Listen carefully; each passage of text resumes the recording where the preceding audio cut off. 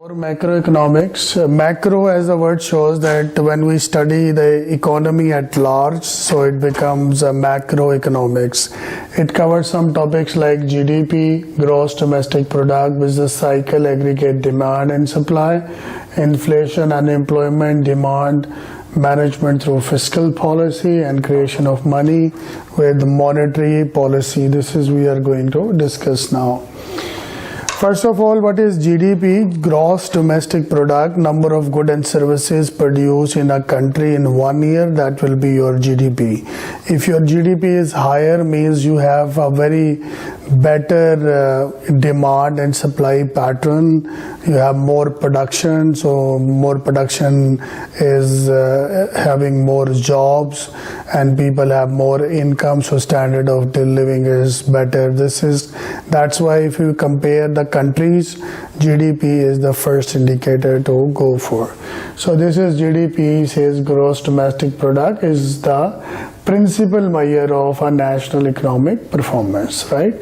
He says that this is how it goes. We have annual GDP, we have boundaries within the US, we have a market, we have domestic firms, we have international firms. So whatever goods and services they are producing in a country in 1 year, that will be classified as gross domestic product. Yeah, there are three methods through which we calculate the GDP.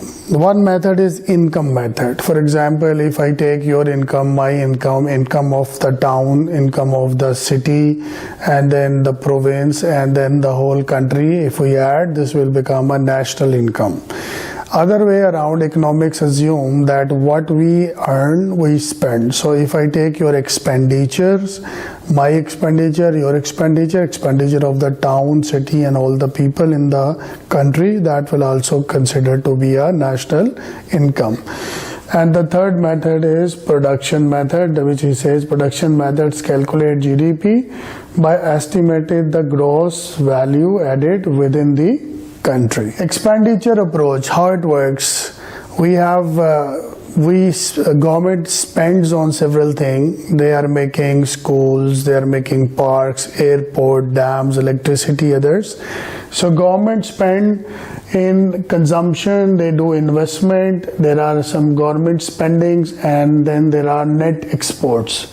So first of all, consumer spending is the largest component of GDP, right? Then investment spending is that government try to create jobs in order to facilitate the citizens, so they do a lot of investments. Investment reflects the good thing, if a country is growing, they are investing, they have new projects, that's going to help them in getting the confidence of the market. So this is consumption, investment, then there is government spendings, and then in the last we have net exports.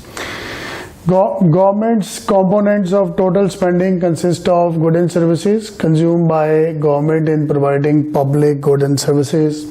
So long-lived public infrastructure assets, as I told you, school, bridges, airports, military bases. Then we have transfer payments, like once we transfer money as a social security to the citizen, that will be classified as transfer payments. Net export means every country has import and export, so if you deduct that, the net will be your answer. It can be positive or it can be negative also. Yeah, then consumer spending, if the consumer increase their spending because their high income is high or low, the consumption function curve shift to reflect greater national output. For example, in an economy, if you have more income, your money, you have more salary and your expenses are a little bit less, or inflation is controlled, then you will have a lot of spendings. So economy will move good. Investment spending, if the business increase their spending, for example, new technology is available, or real interest rates are lower, the investment function shifts upwards to reflect greater national output, like auto purchase for taxi companies, this way. Government spendings, I already told you, government spend on different projects, and that can be infrastructural as well. Moving forward, let's talk about income approach. Income approach, as I told you, my income, your income, income of all stakeholders. So this is what he says: salaries and wages, rent, interest, proprietor partnership income, corporate income, indirect business taxes. So this all will be your total, that is your national income. Then we have national domestic product, that measure income generated in US regardless of the ownership of the productive resources. May who is the owner, but what is being produced within the country, this is common net domestic product. So you can memorize this way: I bought 2 net for fishing income is indirect business taxes net foreign factor income. This way. GDP is calculated by adding to net domestic product NDP as allowance for capital stock consumption or lost in the process of generating income. So this is a formula: GDP is equal to NOP plus depreciation of capital, the assets that reduce. So here he show you the flow. He said that economy is into continuous flow. Continuous flow means that there is a consumer, there is a producer. Producer makes, we eat, right? And we need money, we need income to buy, they need money to produce. So there are domestic firms. Then there are foreign firms. We have consumer, financial industry is putting LCT or other things, and this is how the cycle is going. In center we have government, they are taking tax, receiving tax, this way. We have saving mechanism, we have investment mechanism. So this is a continuous cycle that reflects an economy or a flow of national income. Then he says that we can calculate GDP with the given data, and GDP only include final good and services. For example, suppose we make cotton, from cotton we make yarn, from yarn we make fabric, from fabric we make t-shirt, and then this t-shirt has been sold, right? So we take the final good and services in consideration in order to avoid any kind of duplications. He says that the value of layer time to the consumer is not included in GDP. Price level accounting, nominal GDP and real GDP. What is nominal GDP? Nominal means gross. Whenever in economics we say gross.